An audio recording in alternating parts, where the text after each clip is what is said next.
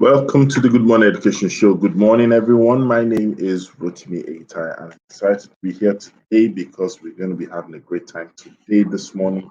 This is another day. This is another time. Today is the 10th of March, 2021, and it's going to be a great time. This is the Good Morning Education Show.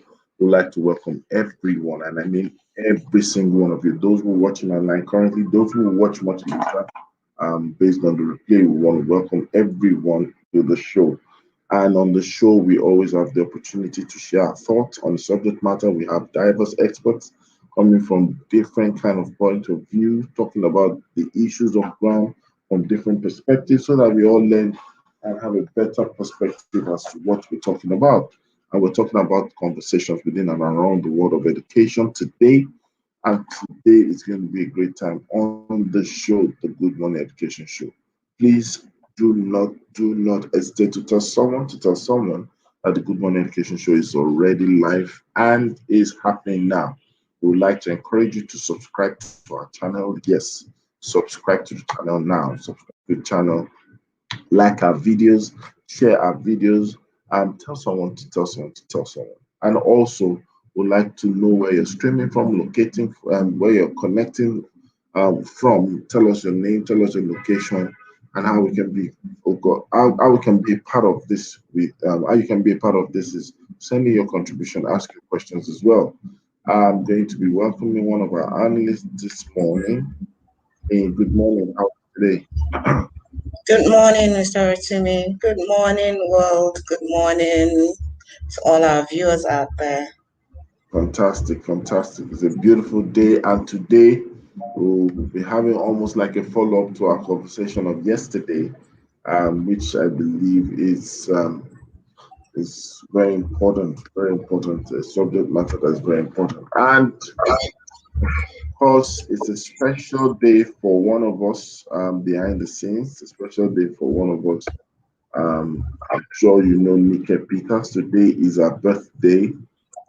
So we would like to a shout out to Nika Peters wherever you are. I would like you to hear from the Good Morning Education Show. We are saying a happy birthday to you. We wishing you long life, we wish you prosperity, we wish you a lot of good things. And we're dedicating the show today to Nika Peters. And for everyone who's celebrating their birthday this day, this show is for you. On the show, we're going to be looking at some elements of the news. We'll run through that quickly and then we'll go straight to the conversation of the day. And then afterwards, we'll also take your comments, your contributions, your concerns, your questions, and everything that needs to be done, right? All right. So, just before we start, any news from your end? Any update? Any news from your end? Oh, no news from my end yet. I'll just like to say happy birthday to Nika too and wish her a beautiful and very prosperous new year. Can you hear me? Yes, I can hear you now.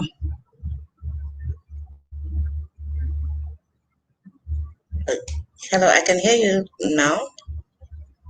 The dates for Yaba Tech Post UME official. You understand? That's from Vanguard.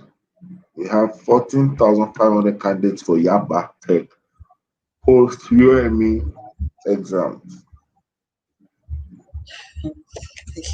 I'm wondering how many of this number they can absorb and what their quota actually is, how many they really do need.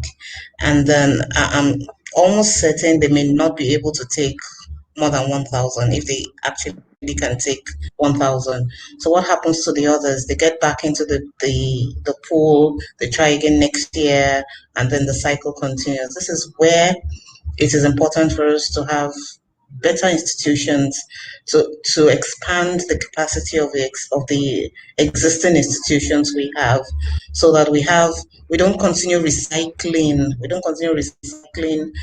candidates like this. That's just my concern on this. Well, 14,500 candidates tells you about the power of the demand. Of course, most of these people are casting their nets, or trying to cast their bread to many waters, as it were. So everybody's trying to make sure that they take advantage of what's available. But the truth of the matter is, this is data speaking to us. 14,500. That's not a small. It's not a small number. It's not a small figure. It just tells you that we need to respond to the dynamics of the demand. There's so much demand, and it's a wake-up call both for the regulators and the exam bodies, and also the education bodies, because the truth of this is, so what if this 14,500, we only have maybe just a handful, like you said, that gets absorbed?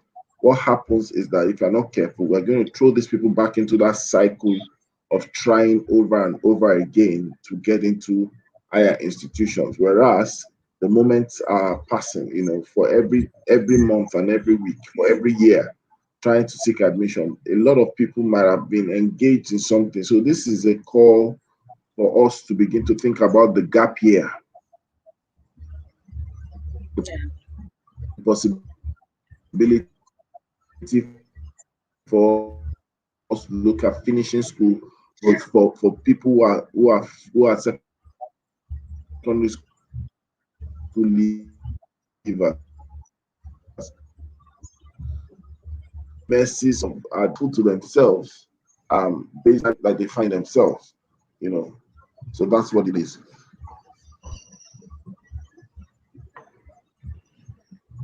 Then the next news says prestigious UK university to host open evening events in Nigeria. Okay, this is interesting, coming on the heels of 14,500 candidates for Yabatek. So at least for those who are able to afford um, education outside Nigeria, this is this is a way for them to get into well, probably a program online or whatever other system they want to use to get in.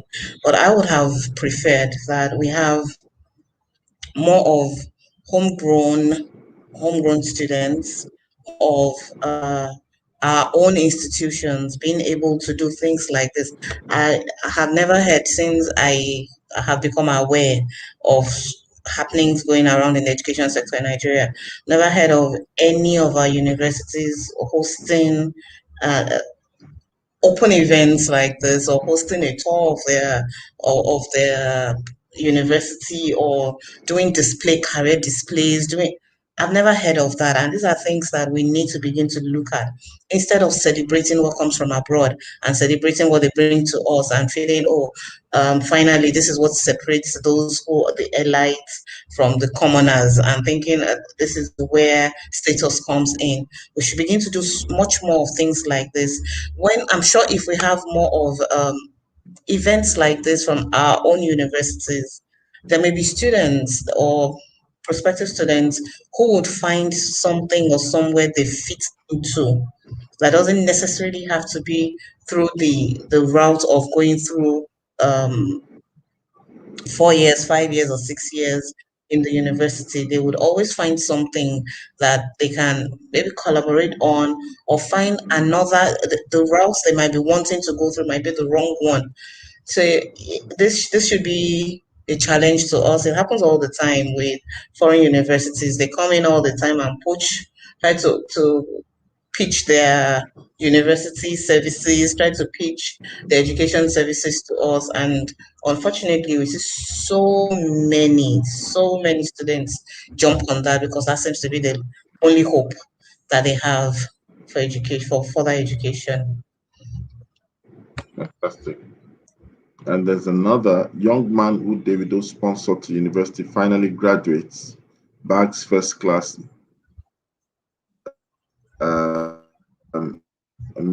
musician reacts. That's David obviously. You know. This is good news. This is real good news, and I say Okay. kudos to Davido. This is a move in the right direction. This is what we should have more of this.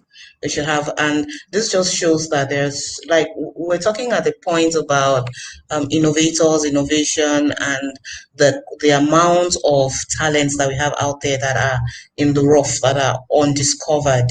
So if we have more people who can toe the line that Davido has told, this is one more person out of the race. This is one more person out of the pool. This is one more person who is likely going to affect many others. So I say kudos to Davido. I say kudos to the young man who didn't take that opportunity for granted and feel, oh, after all, everything is, I'm sponsored, everything is going on well for me, and then lose his focus to bag a first class. Happy for him. I'm happy for Davido, and I hope this challenges other people, not necessarily celebrities, but other people who have the means to sponsor, to help somebody to school, to let's reduce, let's keep taking more out of the pool. Fantastic, fantastic, fantastic. And then there's one more that I'd like us to look at. Nigerian man who emerged best graduating student in a Cyprus University in 2017 gets government appointment. Okay, which government appointed him? Is it the government of Cyprus or the government of Nigeria? Uh, that's that's that will be interesting to know. If it's a Nigerian government, I would say they should cover their faces. You're waiting for your raw products to be taken out to be exported, made into finished products, and then you buy it back. If that's our government, they they're not doing well right now. They need to do better. Let's have more of those we churn out from our own universities, bagging first class, and being put into the running of our system in Nigeria. Probably we might just get it right with right thinking.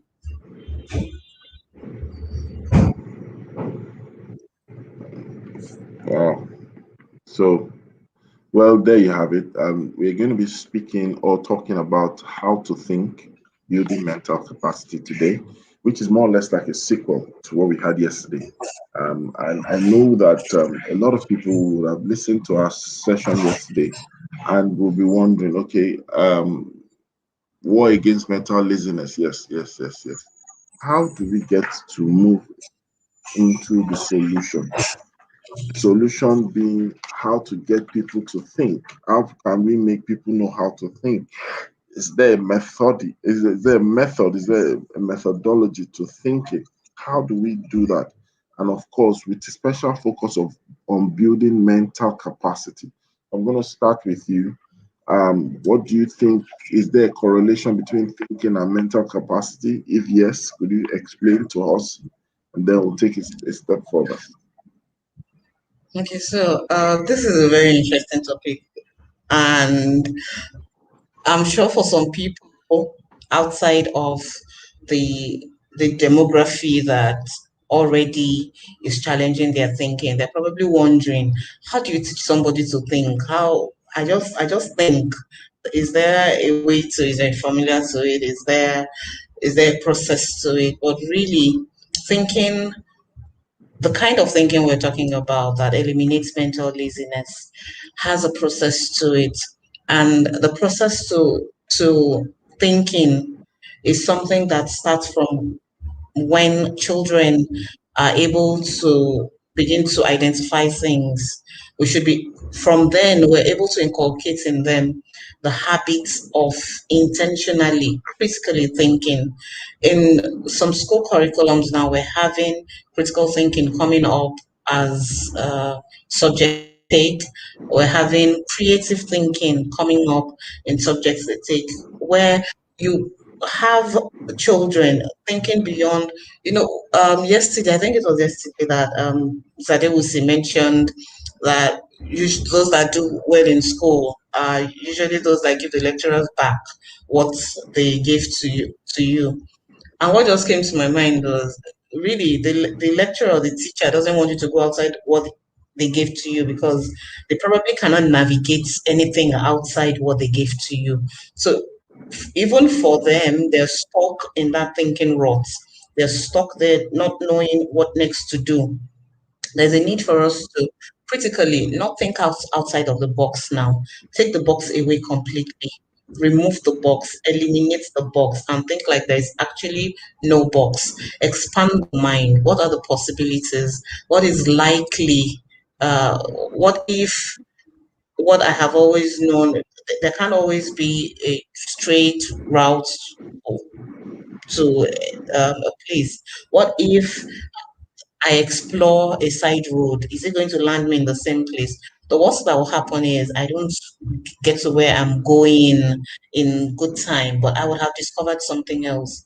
So yes, for us to develop, to build mental capacity, it's something that we need to challenge from the beginning, something that we need to introduce to children. And once they know better how to think, once they know better how to think beyond what has just been handed over to them, beyond what has just been given to them, and just taking that learning by rote kind of system, then we are on our way to building better mental capacity. Then we are on our way to having people who look at issues critically. So we're not looking at, oh, there are bad roads, and then the next thing is all we need to do is to grade it.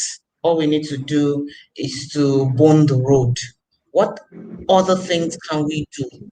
Is there a possibility of us having maybe a side road? Can we have a bridge? Does it have to be that? What exactly is causing the issue that we keep coming back to over and over and over again? So it's going to cut across every aspect of governance, every aspect um, of our politics, every aspect of our lives, if we're able to develop the capacity to think deep, to think critically, to think creatively, to sit down and say, oh, what's my mind capable of, which we really are not even fully aware of what our minds are capable of. Expand our worldview, expand our minds, read, travel. It doesn't have to be travel out of the country. There are places in this country where people haven't gotten to, and getting there, the kind of inspiration that hits you. Does this really exist in our climate? Does it really exist in Nigeria? So there's a need for us to explore all of those things that help us expand our mind. So take thinking exercises, sit down and just pick something, tear it apart. Not physically now, mentally tear it apart and reconstruct it in a different way. That's for me is how we can we can lay the foundation for critical thinking. Fantastic. You just captured these words clearly, and it's like you actually, it's like you've seen what I'm about to say. You preempted some of the things I'm about to say because thinking is a big deal. Thinking is a hard work it's actually hard work for people, and the reason is because a lot of people miss the method. There's a method to thinking, right? And one of the things that people need to understand is our ability to think at a critical level is what really helps us to get value, get results, get solutions out of challenging periods, challenging situations, out of problems that we might encounter or that we will encounter. It's very important to know that thinking saves lives. Thinking saves time as well. Sometimes just for you to think about something and introducing the question what or what if, it just turns on something in your mind, and that's really how people begin to stretch and improve their mental capacity because they are thinking about what would have happened, what could have happened, what should happen, what if. You see, when we begin to think about that, then it begins to make people understand that, well, There are different types of thinking. One of the suggested ways of thinking is what we call lateral thinking.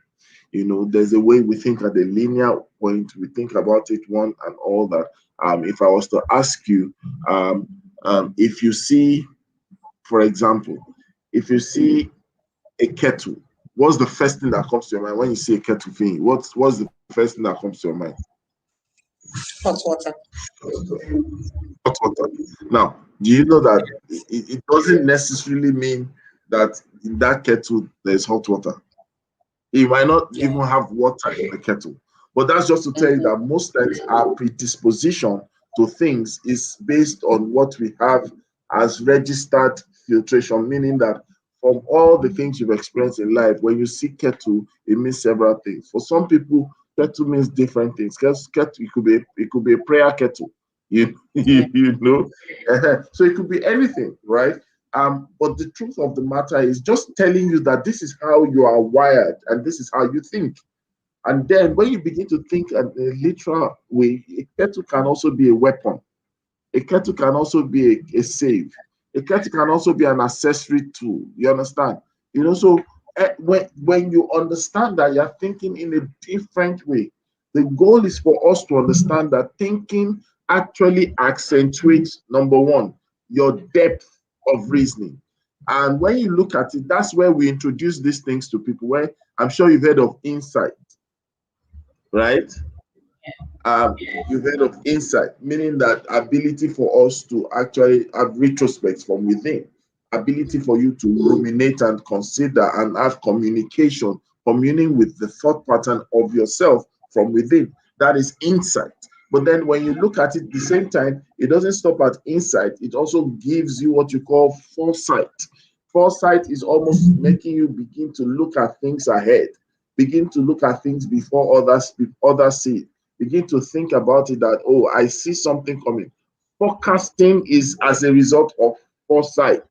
Do you understand? And then when you look at it, you see that in thinking, you begin to build your capacity that sometimes because of the predictable patterns, because of the lessons that you've learned, you now have what you call hindsight. Oh, because now you've grown from being a baby to a teenager to being an adult. Now you have hindsight. You know what happens to teenagers based on information available, based on life experiences. You have hindsight. Remember, there's insight dwelling within, there's foresight looking ahead, there's hindsight now being able to see. That's why sometimes in the African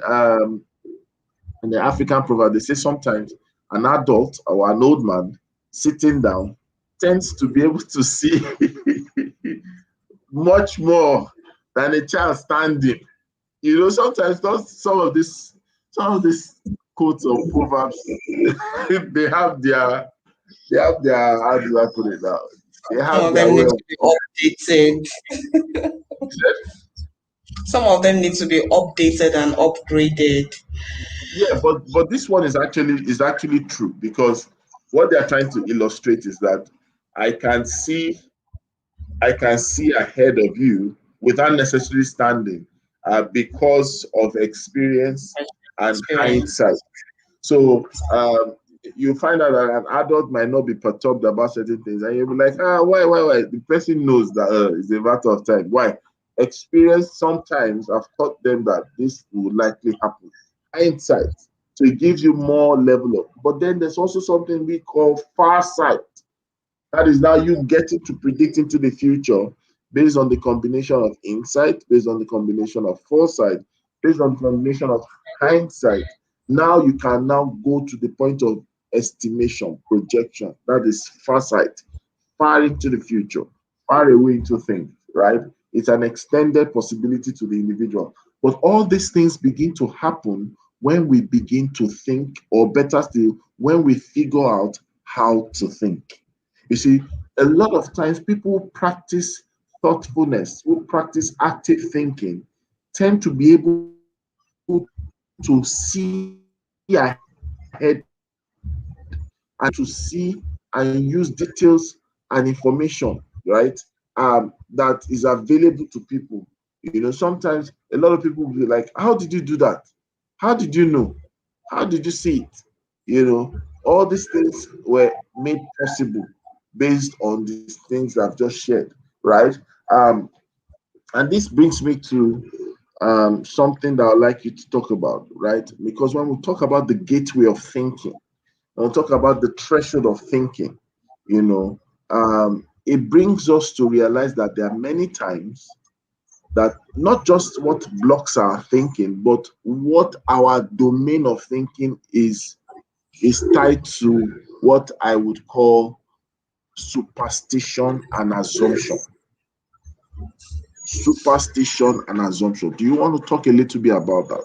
Superstition and assumption.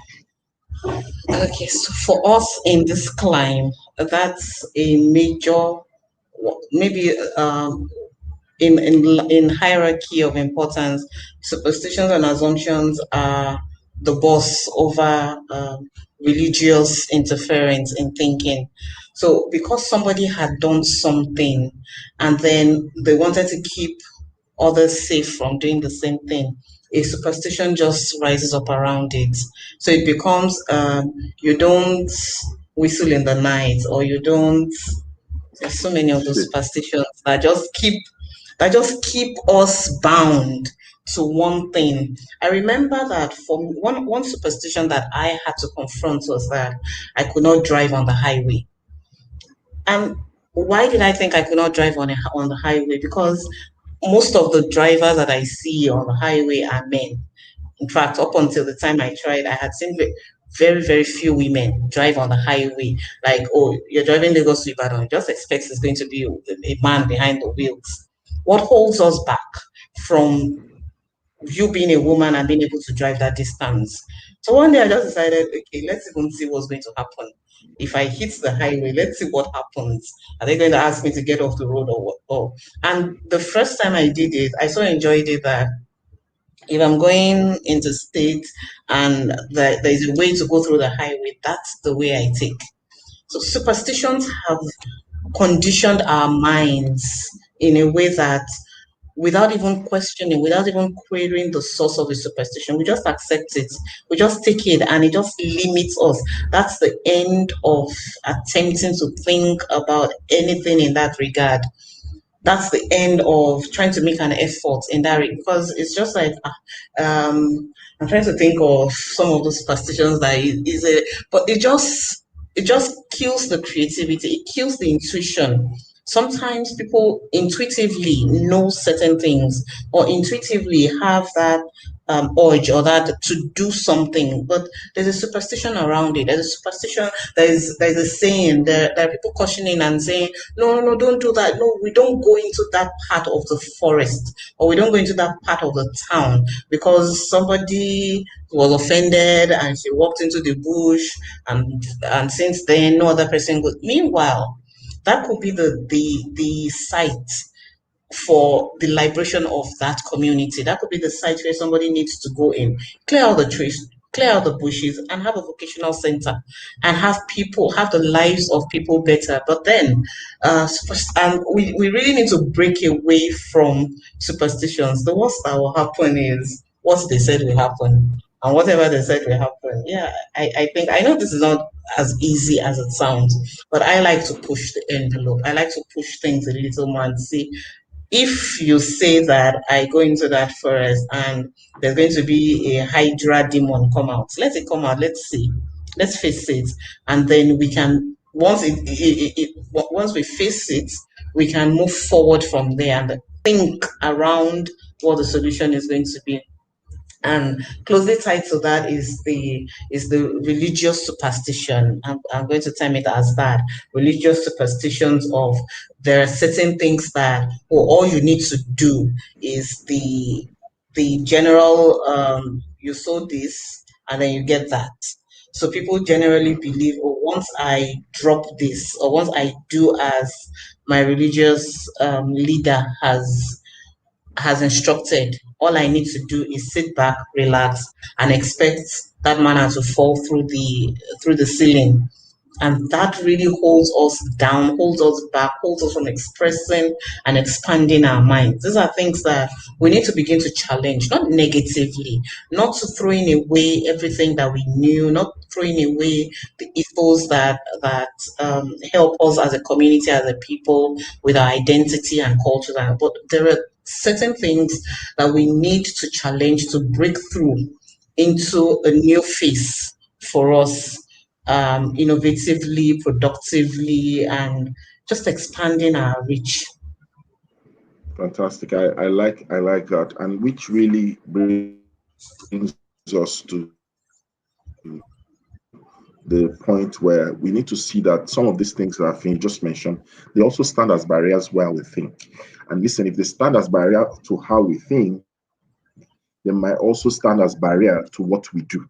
Because it is evident that once you begin to accept certain realities, certain superstitions, certain assumption, it just kind of places, a restriction, one subtle restriction. It's not as if it's written expressly, or you just feel that, don't do this. People don't do this. Oh, that kind of thing. It's it sometimes can be it can be enslaving in some way, where sometimes people tell you that 2 a.m., 3 a.m. Maybe I remember in university sometimes you have to read, and while reading, you get hungry. Someone says you don't eat at 2 a.m.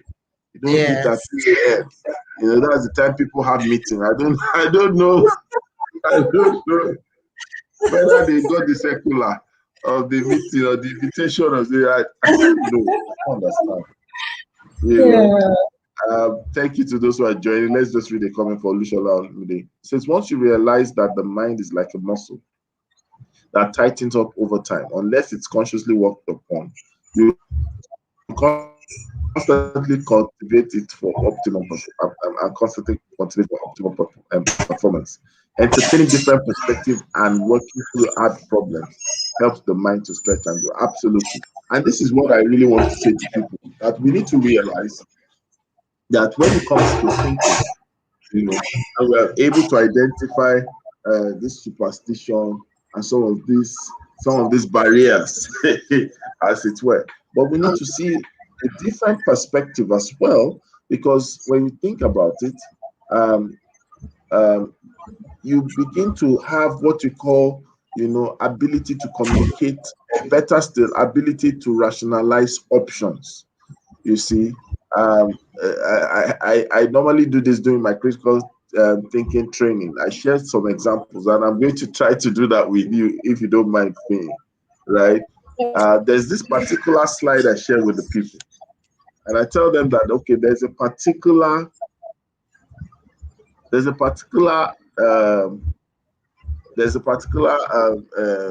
tram, right, where people are coming, let's just say a tram track or a train is coming down a particular path. You are actually trying to pull the lever, right? Now, on the two sides, there's someone on one lane, right?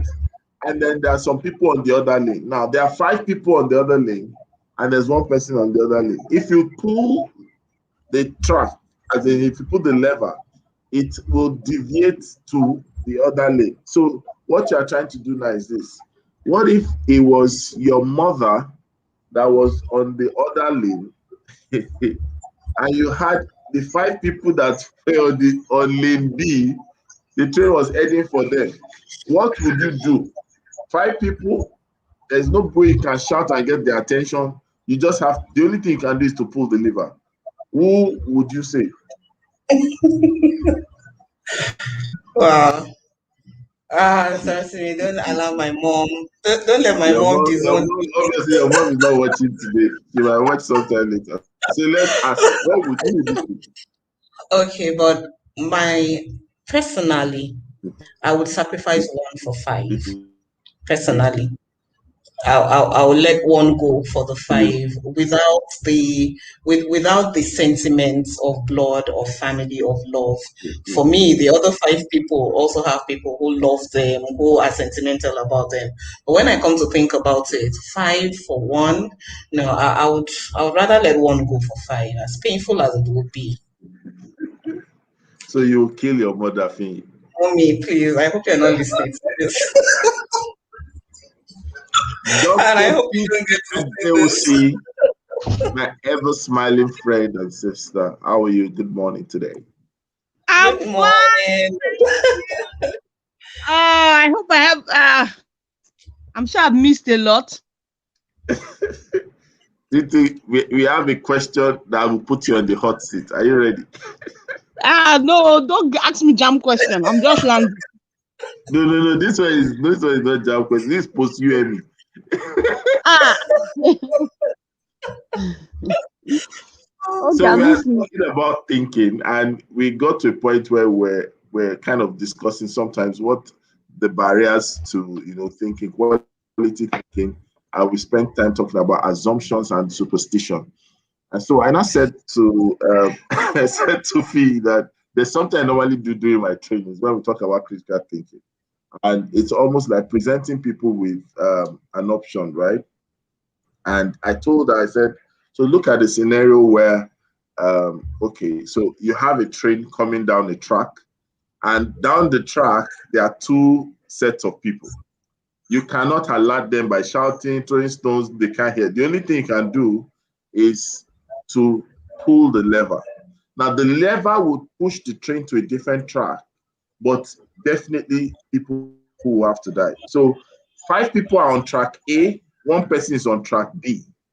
The 5 people on track A, they do not see that train coming. So it's either you pull the lever and then the train goes to kill the person on track B while leaving the people on track A, or you leave it to save the person on track B and then the 5 people on track A dies. Now, I now ask me a question. Which one will she choose?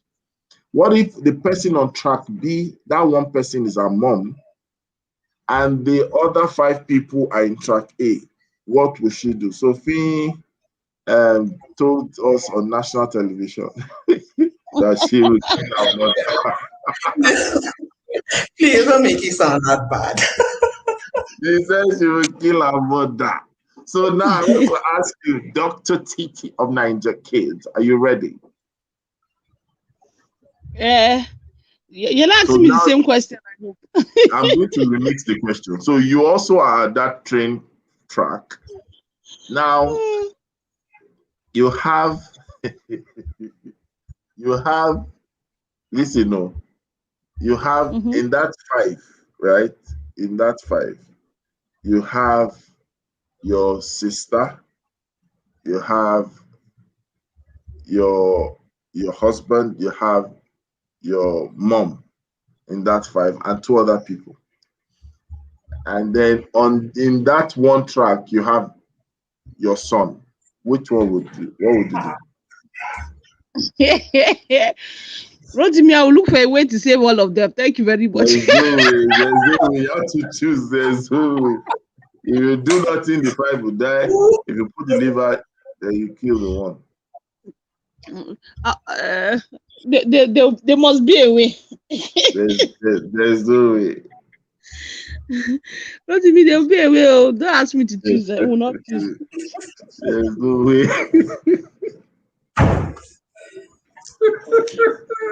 Do you want to join Fees Association?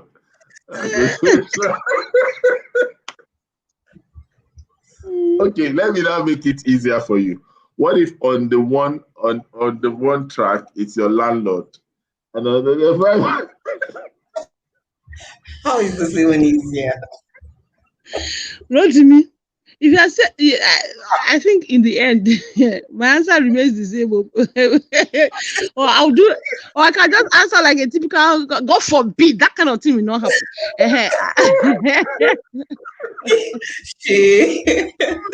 I remember I was doing a bank training and I shared this question. I said, "What if it was your landlord?" Everybody said, "We'll kill him."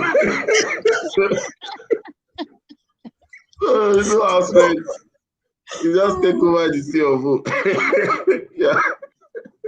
You know. That's assuming the man does not have a wife and family that will take over it. Exactly. Yeah. So, but you know that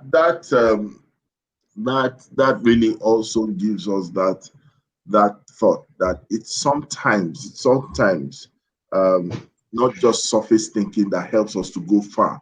And how we build our mental capacity must get to a point where we begin to critically think, and at that point, sentiments do not have so much hook or hold on us.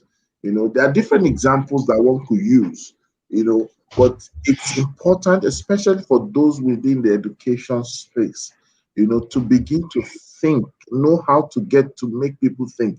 Sometimes, providing answers or quickly trying to position people as right or wrong, it sometimes limits the exploration, that people have. There are people that will ask you, "What do you think?" And you're like, "What do you mean? What do I think?" Just tell me the answer. No, no, no, no. What do you think? Just the fact that you could even engage your mind to weigh the options. Those things help to stretch the capacity of the mind. And really, that's that's sorry about the post UME question. So welcome to the show. Um, thank you. So, but what do you want to say to us, Titi? We are talking about how to think and building mental capacity. Would you like to share some thoughts? Or Titi's out. Josephine, good morning. Thank you. Josephine asked us to do a sequel. We're doing that sequel.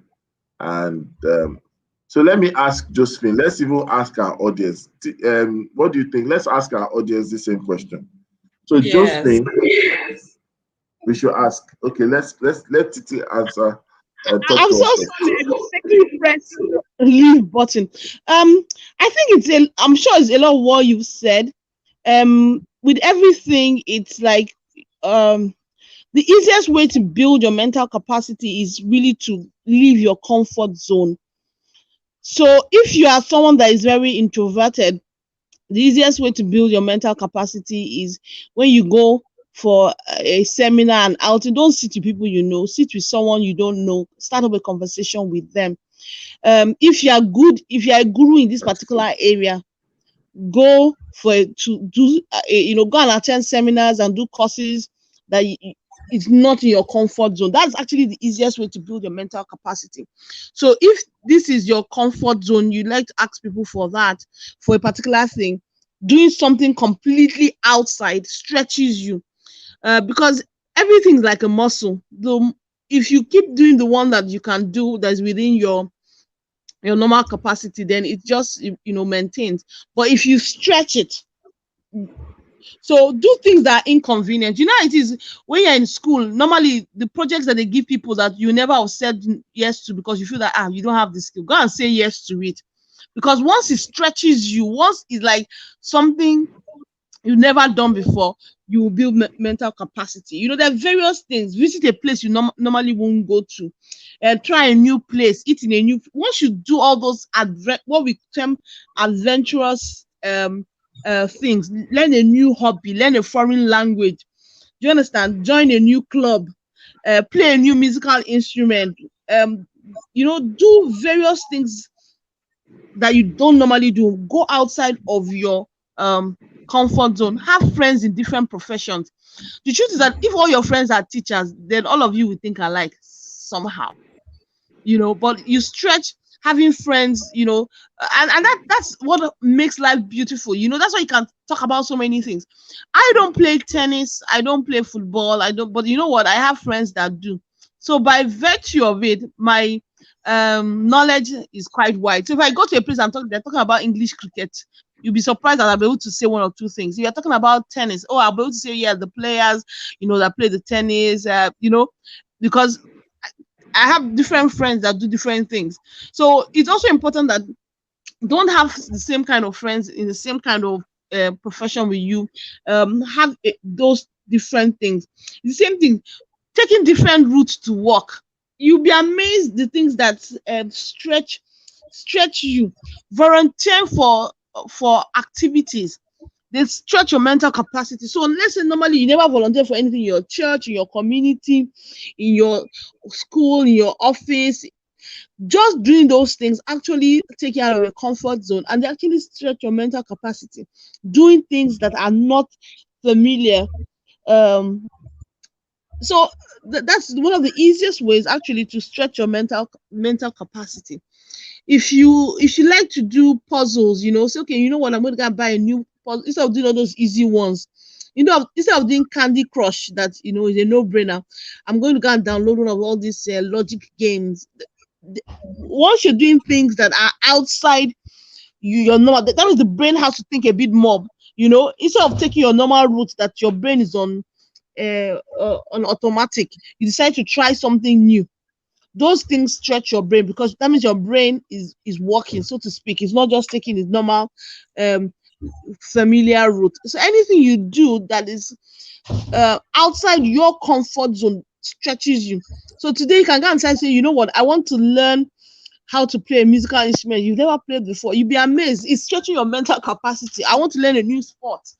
Anything you do that is currently outside of your comfort zone is a way to build mental capacity. So one of the things they say is that going forward, if they ask for any volunteer in your school, be the first person to put, doesn't matter what it is, just put up your hand, say I volunteer.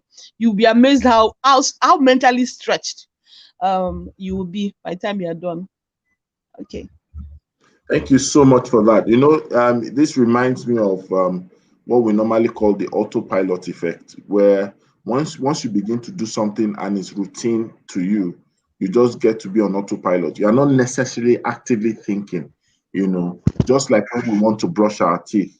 Sometimes you multitask, you're not even conscious of the fact that you're brushing.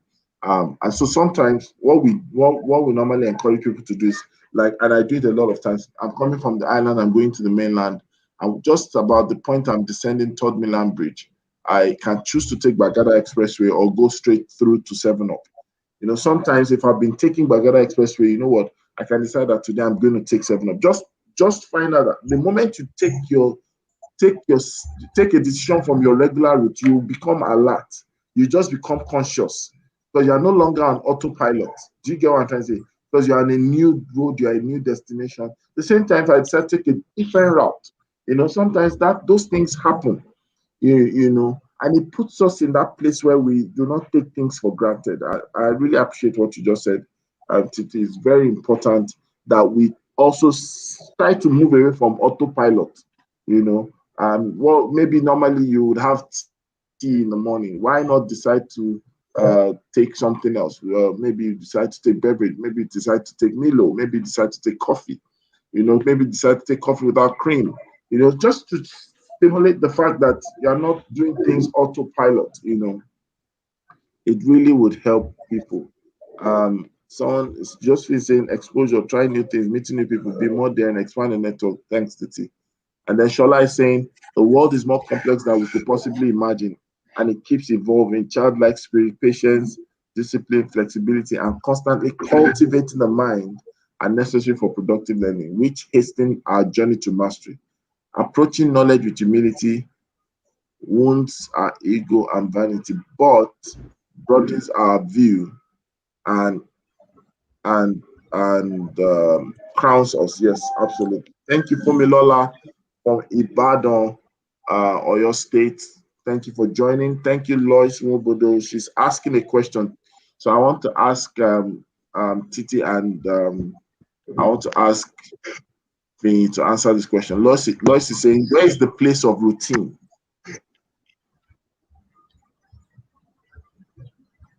Okay, so there are some things that we need a routine for.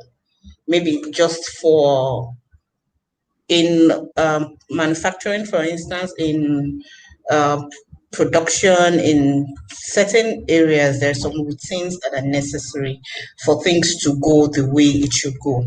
But I would personally look at an individual as a non-routine entity. We're talking about our minds here. We're talking about our capability, our mental capability. So yes, I could have the routine of I get up in the morning, I maybe brush my teeth, I go out for a walk or a run. I already have the routine is that I want to keep healthy, I want to keep fit, and I want to also keep clean. I can switch it up tomorrow and decide, okay, maybe before having a bath, I go for a run. Before I do a walk, you can always switch those things around. But where we need routine are for things where if we don't do it that way, it's going to mess things up. And I don't really know or think of any part of our lives as people where we need to keep to that routine and say, oh, this is the way I dress, and that is the way I will keep dressing. This is the way I walk, and that is the way I will keep walking. This is the way I write, and I will continue writing. Like there's a need for us to expand, to explore the different possibilities that are available to us. So yes, we can keep the routines where it is necessary for order, where it is necessary for maybe for accountability purposes, at work, in the family sometimes.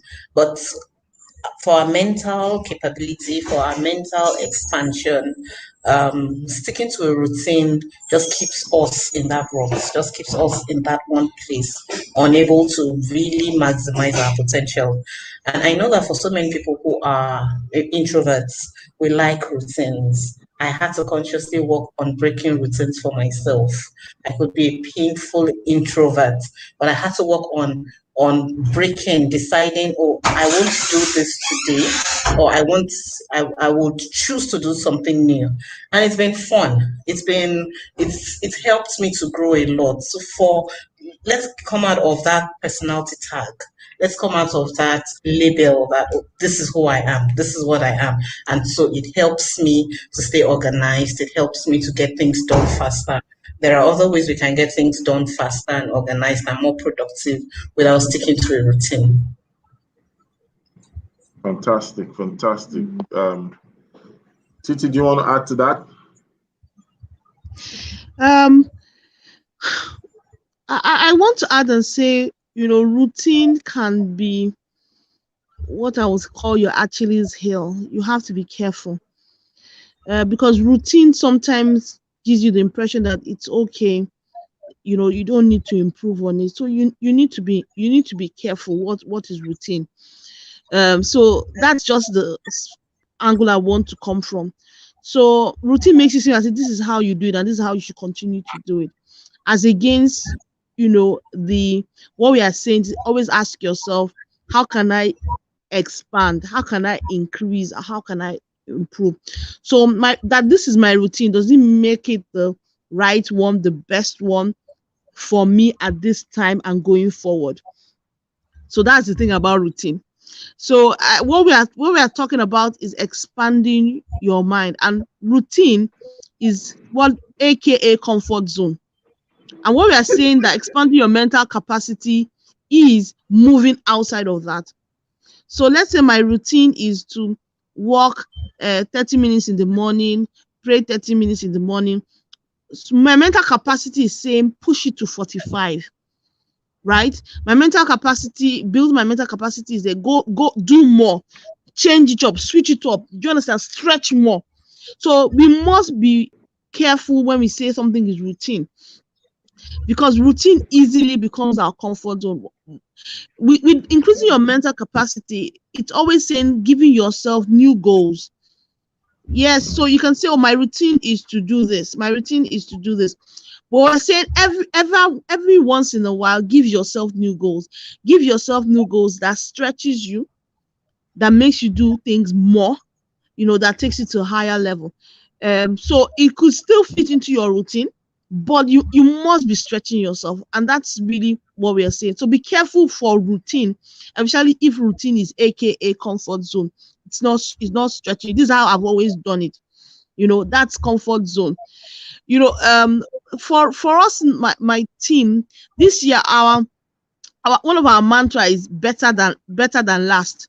So when you come and say, oh, I've done this thing and this is how we did last year, I'm always like, but can we do it better? How can we do it better? This is what we presented last year. They just want the same thing. I say, no, can we do it better? Because we always need to be better. They say that what's the enemy of best? Isn't it good? Good is the enemy. It's the same thing. So I'm just saying that be careful that your routine is not aka comfort zone, that is allowing you feel comfortable and feel that this is how you've always done it, this is where you should go. Always be setting goals for yourself to ensure that we are evolving, we are doing things better. We are reviewing things and saying, how can I be better than yesterday? I like what Tochi is saying, to say that routine actually evolves. Yes, not as I say that you can still have the same routine of going for prayer, but instead of the 30 minutes, you are evolving it. What we need to be certain of is not getting stuck in the same way of doing things. There's always a better way. That's why every now and then processes are reviewed, technology evolves, which affects routine. Thank you very much, Tochi Udeze, for that. And let me just share this personal example. Titi, I'm sure sometimes we always have this kind of conversation where we review what's happening, and really, the recent conversation you had with me was very, very insightful because of one of the key things you talked about when you say sometimes we need to close our eyes to some low-hanging fruit when we look at the whole scope of some things. You remember that conversation? Yeah. Very, very powerful because it's just a small word, but very, very powerful. And that brings me to something that normally happens to me because of routine. When you have it, what are you doing? I'm going to work. I'm going to work. So sometimes that I've lost out on marketing the business because of routine. And I have to be honest about that. Sometimes when I look at the kind of work that I have to do or the kind of place I have to go to, I might need to not just always be on the regular to say I'm in the office. And because of Lagos traffic, the moment you step into the office and you park your car, your mind doesn't want you to even go anywhere. Like, we don't want to go and stay in traffic. There are some clients that I actually just shied away from the retainership because they needed me to be on the other side of town. Do you get what I'm trying to say? And these are people that they paid some huge money and they're owing me some money. I didn't follow up. Why? Because it just requires me not following my routine. I didn't like the fact that I can't be so sure whether I'll be on the island or I'll be on the mainland. But sometimes I just have to do what? Trash that thing so that the routine doesn't lose its efficacy. The moment the routine controls you, the moment the routine becomes your God, then it's no longer routine. It now turns you from mastery into a monster. So sometimes you just find out that, guess what? I'm off, I'm up and I'm away. Guess what? I'm not in Lagos. And you see that it's those times we dare to alter routine that sometimes the best of incomes come, the best of networking happens. Sometimes some people are saying, let's meet now, let's have meeting together. And I'm not able just to leave the office before 4. Titi, I'm sure Titi, you had the conversation with me, I'll tell you, I'm going, probably very late. But at times I feel strange. At times I've had to just leave the office maybe around 3 o'clock for a meeting on the island, or sometimes I've left the office for a birthday surprise. And in my mind, my brain is telling me that you're just wasting the day. You're going home like that. It's not the sun is still outside. What are you doing? I'm the boss of my own. But it's just this mental sabotage we sabotage ourselves with, and it affects our thinking. It affects our mental capacity. It also affects our results. Olatunde Adeba is saying something. Routine is an industrial idea, and as such, still useful to approach industrial tasks. But flexibility is a creative, technological idea to get tasks done differently and fast. On individual level, routine limits our thinking and creativity at getting tasks done productively. All right. Okay, so I'm afraid this is where we have to stop and end the show. But I love the way Fumi puts it. Set new goals consistently. Fantastic. Thank you, Florence Ujomi from Lekki. Florence is saying, yes, routine sometimes can turn you from mastery into a monster because you're now in a mode and you cannot do the best that you can. Thank you for everyone who's joined us. Thank you for everyone who's joined us from Lagos to Ibadan to everyone around the world. This is the Good Morning Education Show, and we really appreciate you. And we thank you for being a part of our show today. We will be coming your way tomorrow, and we'll be having a great time tomorrow as well. But Titi, guess what? Today is Nike's birthday. Nike Peters. Oh, happy birthday, Nike. Oh, So, let me say so happy birthday to her. we're celebrating Unique Peters. If you can hear us, this is from the Good Morning Education crew and education show. And to everyone out there, we're celebrating Nike together and saying happy birthday to Nike. And Lois is saying, okay, thank you for clarification. Fantastic. Thank you for joining. Lois is joining us from Jos, the city of Jos. Thank you so much. And Tochi, yes, Tochi from Lekki is. Titi, your banana bread is loading. Okay. Yes, Tochi. We're making final rounds. I'm sure she'll reach out to you for delivery points and stuff. So, yes, making discovery, actualizing dreams, and everything. All right, that's all we can take. Our ladies will give us our sign off and payoff as we end the show. We'll be here tomorrow by God's grace. All right, take it off, ladies. Okay then. Thank It's you. always a great The morning. good morning on the Good Morning Morning Education Show. education show. Fantastic. Take care. Have a great day. I'm going off to enjoy birthday things. Bye. Bye. Do some for us. Bye. Bye.